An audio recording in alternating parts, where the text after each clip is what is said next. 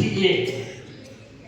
આ બિઝનેસની અંદર નેટવર્કના બિઝનેસની અંદર જો તમારે સફળ બનવું છે તો એક જ ગુરુ મંત્ર માઇન્ડમાં સેટ કરી નાખો સાહેબ, meeting training function, meeting training function, બોલો મારી સાથે, meeting training function, meeting training function, meeting training function.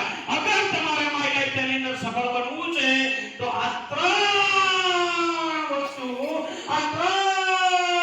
વસ્તુ માઇન્ડમાં સેટ કરી નાખો।